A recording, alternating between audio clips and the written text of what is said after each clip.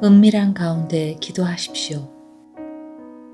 너는 기도할 때 내 골방에 들어가 문을 닫고 은밀한 중에 계신 내 아버지께 기도하라.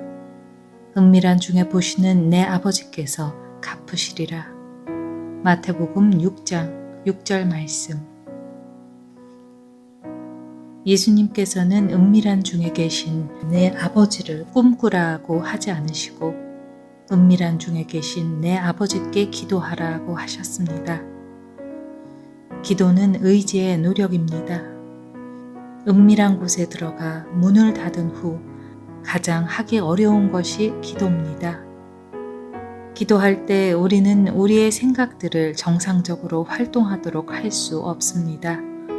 기도의 첫 번째 갈등은 방황하는 생각들입니다.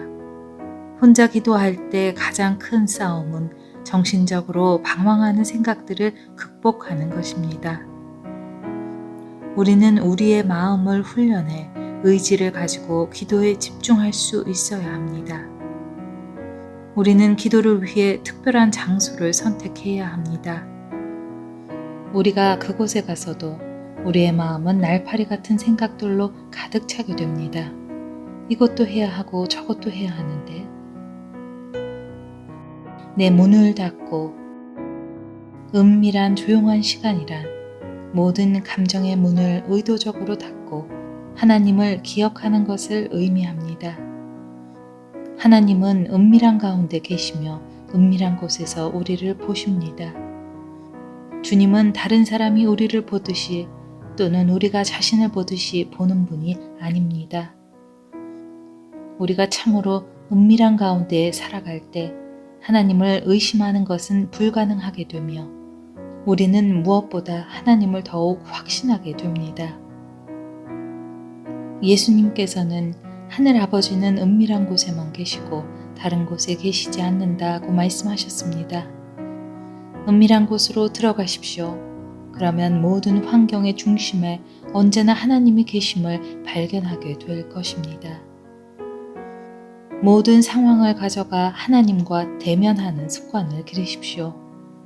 매일 잠이 깨는 첫 순간에 당신의 문을 활짝 열고 주님이 들어오시도록 하는 것을 배우지 않으면 당신은 온종일 잘못된 차원에서 일하게 될 것입니다. 그러나 문을 활짝 열고 당신의 아버지께 은밀한 가운데 기도하면 모든 보이는 일들마다 하나님의 임재의 흔적이 남을 것입니다.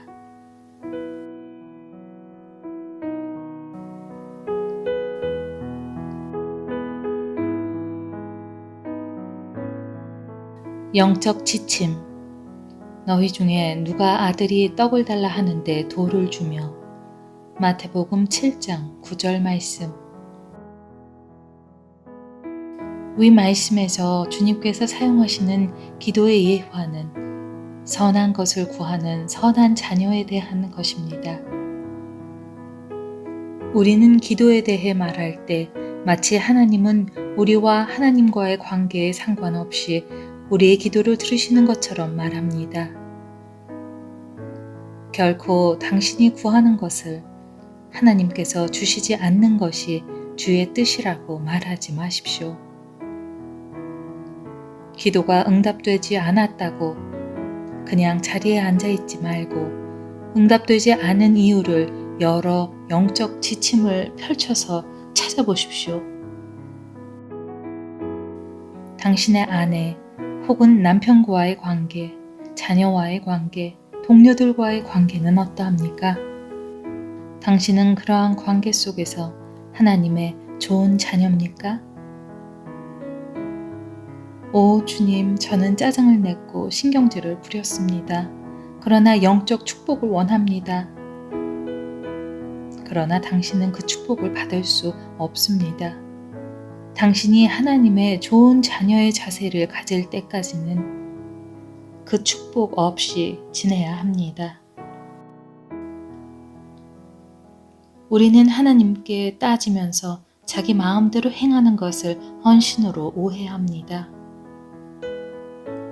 우리는 영적 지침을 보지 않습니다.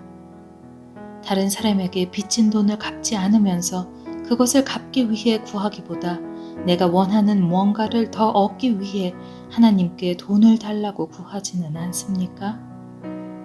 나에게 속한 사람을 자유롭게 하지 않으면서 내게 자유를 달라고 구하고 있지는 않습니까?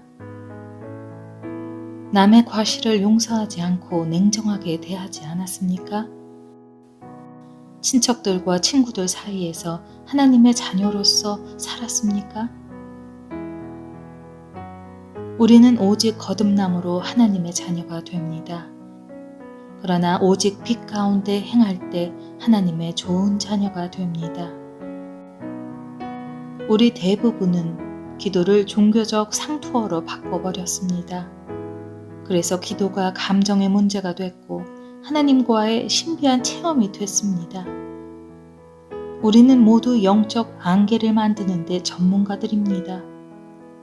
우리가 영적 지침을 펴본다면 우리는 무엇이 잘못됐는가를 뚜렷하게 보게 될 것입니다.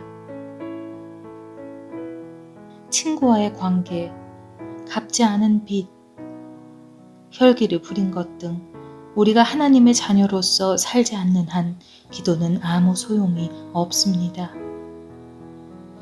우리가 하나님의 자녀로 살아갈 때 예수님은 구하는 이마다 얻을 것이요 라고 말씀하십니다.